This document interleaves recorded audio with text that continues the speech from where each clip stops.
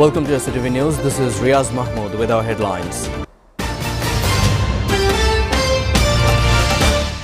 Country's first female Prime Minister, BNP Chairperson Khaleda Zia passes away. Janaza to be held tomorrow.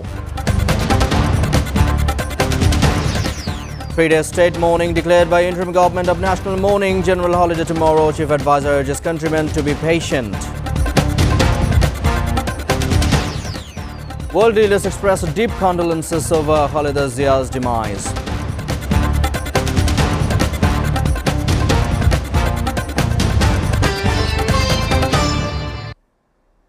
Begum Khaleda Zia, the country's first female Prime Minister and Chairperson of the BNP, has passed away at the age of 80. She died while undergoing treatment at Evacare Hospital in Dhaka this morning around 6 a.m., confirmed her personal physician, Professor SATV Zahid Hussain. Khaleda Zia was admitted to Evacare Hospital in November 23 for routine tests, during which doctors detected a chest infection and decided to keep her under observation. Her condition worsened on November 27, prompting her transfer to the hospital's coronary care unit. In the early hours of Tuesday, Professor Hussain, a member of the medical board overseeing her treatment, had described her state as very critical. Family members, including her son Tariq Rahman, visited her at the hospital late Monday night. Khaleda Zia had long been battling multiple health complications, including heart disease, diabetes, arthritis, liver cirrhosis, and kidney problems. Her final hospitalization came after she developed severe breathing difficulties in late November.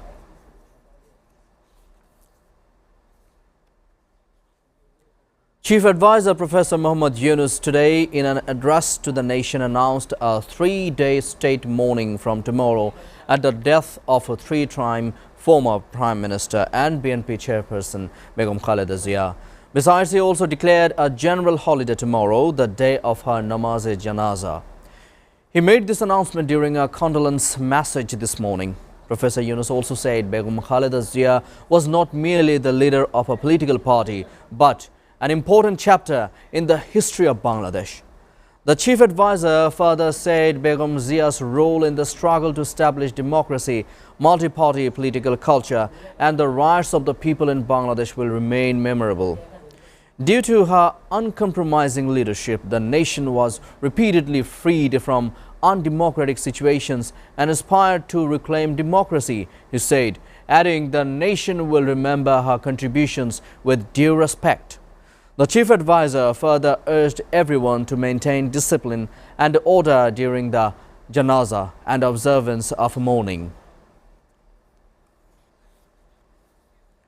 The janaza of BNP Chairperson and former Prime Minister Khaleda Zia will be held at the South Plaza of the Jatiya সংসদ Bhavan and Manik Mia Avenue.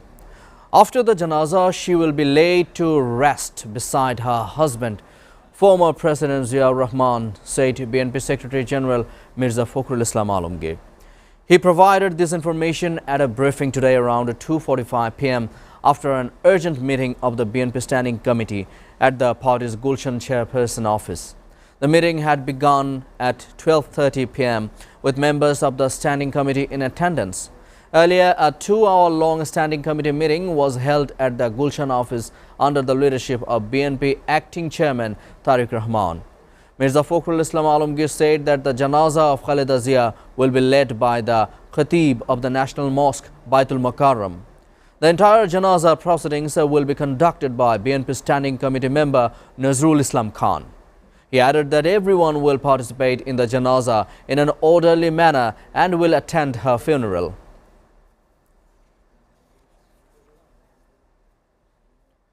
The death of BNP Chairperson and former Prime Minister Khaleda Zia has cast a shadow of mourning across the country. Immediately after the news of her death spread, a deep sense of grief and emotional atmosphere was created among party leaders and activists in different parts of the country.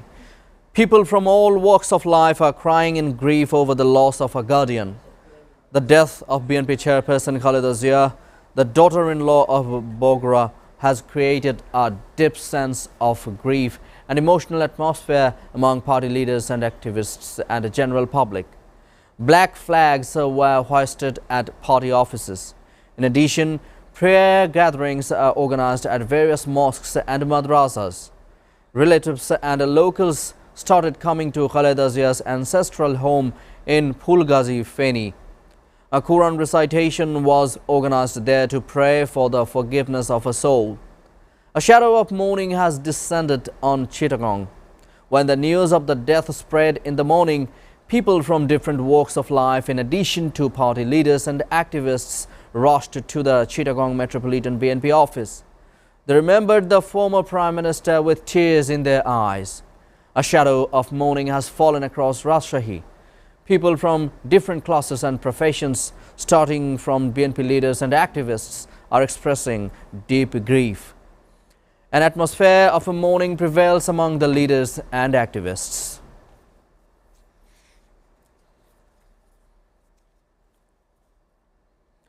Pakistani President Asif Ali Zardari, in a message on social media, expressed his deep condolences to the family and the people of Bangladesh on the death of BNP chairperson Khaleda Zia. In the message, Asif Ali Zardari also said that Khaleda Zia's leadership and sacrifice will be remembered with respect. Pakistani Prime Minister Shahbaz Sharif expressed his condolences.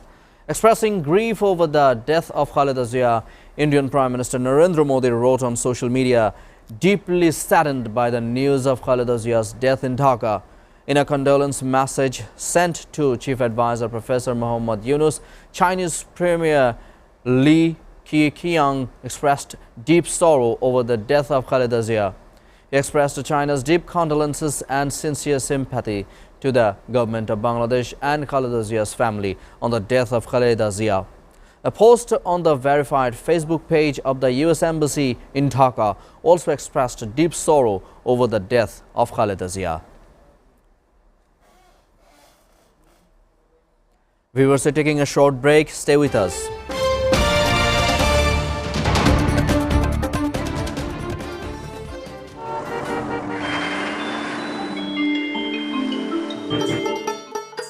সারা দেশে লাখো মানুষের কঠোর কর্মতৎপরতা ও নিষ্ঠায় SA পরিবহন parcel and courier service এখন 16 কোটি মানুষের হাতের নাগালে।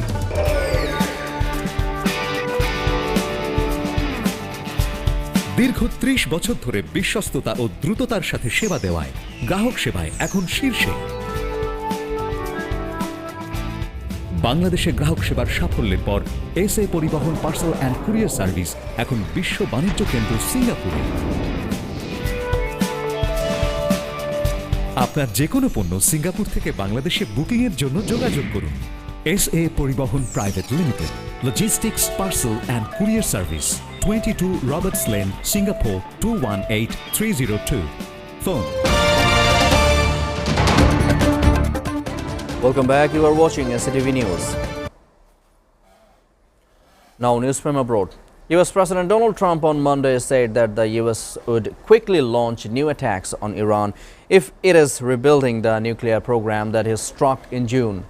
Trump made the comment as he met with Israeli Prime Minister Benjamin Netanyahu at Trump's Mar-a-Lago estate in Palm Beach, Florida, for talks on breaking a deadlock over the Gaza ceasefire and addressing Israeli concerns about Iran and the Lebanese group Hezbollah.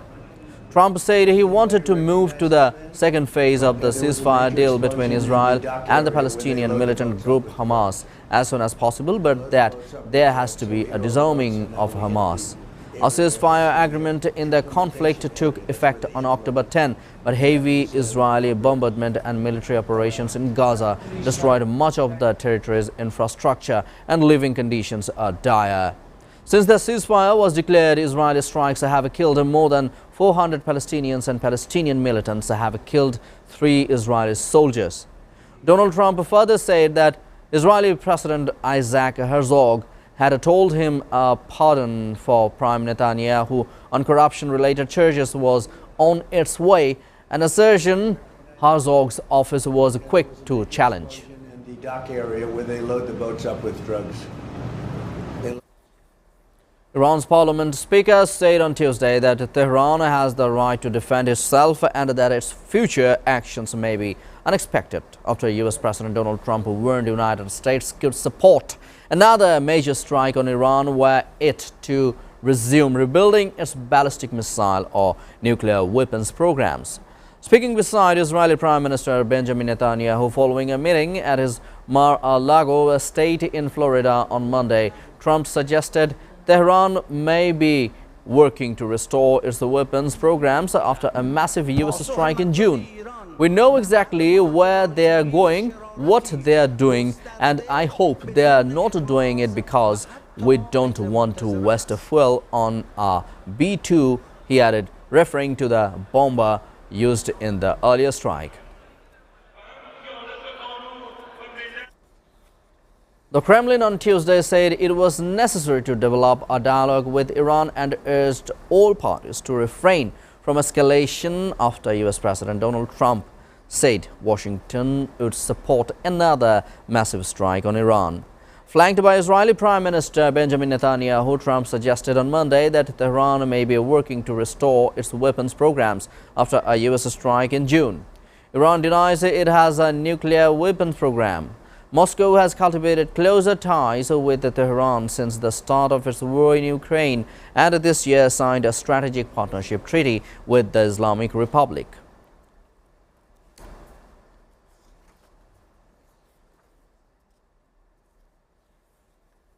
Rashad al-Alimi, the head of Yemen's Presidential Leadership Council, has decided to cancel the joint defense deal with the United Arab Emirates.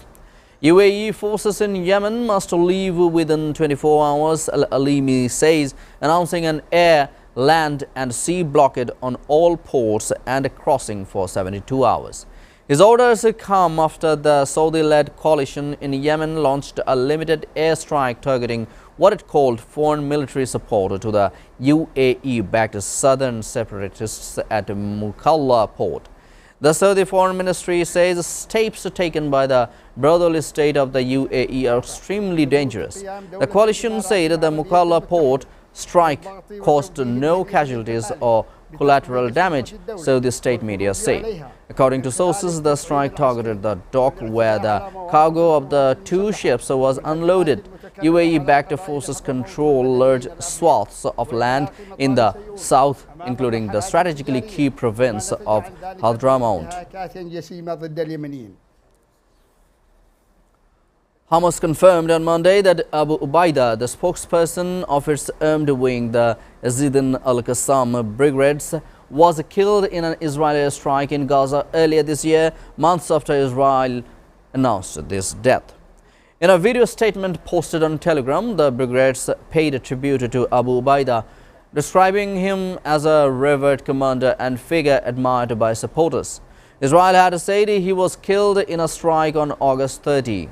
Hamas also confirmed the death of Mohammed Sinwar, its top leader in Gaza and the younger brother of a former Hamas chief Yahya Sinwar. The Israeli military said in May that Mohammed Sinwar was killed during the Gaza war and later announced it had also killed Abu Ubaidah. Turkish police detained 357 suspects in a nationwide operation against Islamic State on Tuesday. The Interior Minister said a day after 3 police officers and 6 militants were killed in a gunfight in northwest Turkey. Interior Minister Ali Yerlikaya said authorities carried out raids in 21 provinces across the country. Earlier, the Istanbul Prosecutor's Office had said police raided 114 addresses in Istanbul and 2 other provinces, and various digital materials and documents were seized. Police clashed with the militants on Monday in an 8-hour siege at a house in the town of Yalova on the Sea of Marmara coast south of Istanbul, a week after more than 100 suspected IS members were detained in connection with alleged plans to carry out Christmas and New Year attacks. 8 police officers and another security force member were wounded in the raid on that property, which was one of more than 100 addresses targeted by authorities on Monday.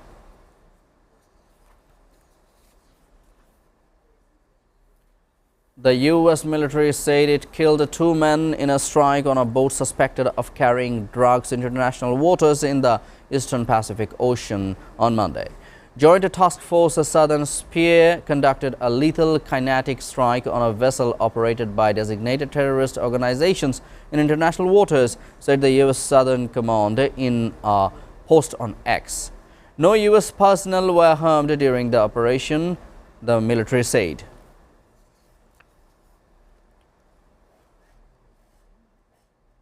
Taiwan accused China of continuously undermining the international order after Beijing fired rockets toward the island on Tuesday and deployed new amphibious assault ships alongside bomber aircraft and warships to encircle the island, and on the second day of its most extensive war games aimed at rehearsing a blockade.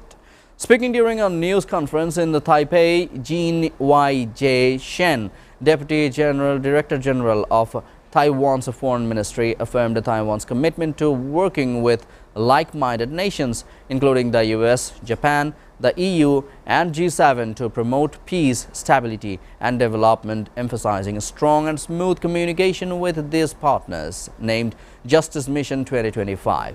The drills began 11 days after the US announced a record $11.1 billion arms package to Taiwan and are Beijing's largest exercises to date by total coverage and proximity to the island, following China's Maritime Safety Administration on Monday, adding 2 additional live fire zones.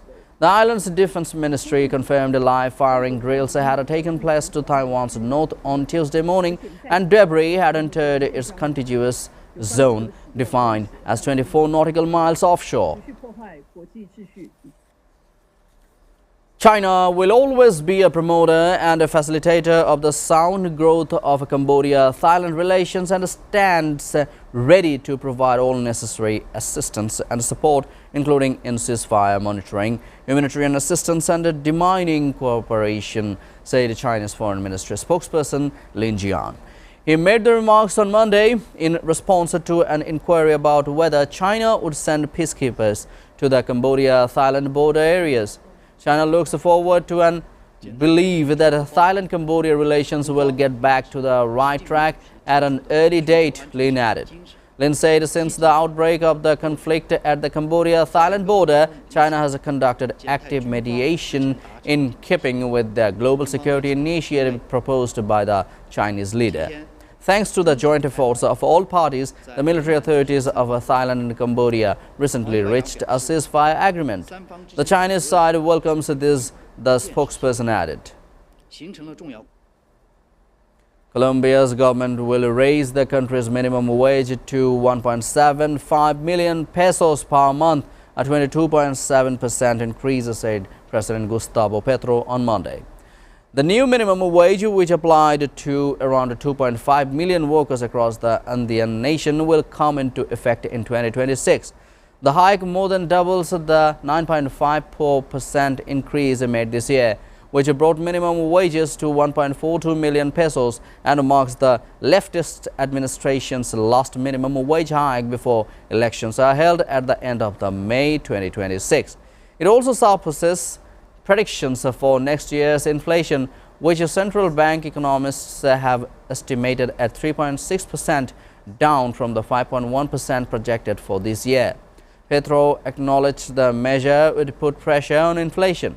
The new minimum wage was announced by decree after no agreement was reached between business associations and trade unions. Before ending, we go through the headlines again. Country's first female Prime Minister BNP chairperson Khaleda Zia passes away. Janazah to be held tomorrow. 3-day state mourning declared by interim government of national mourning. General holiday tomorrow. Chief advisor urges countrymen to be patient. World leaders express deep condolences over Khaleda Zia's demise.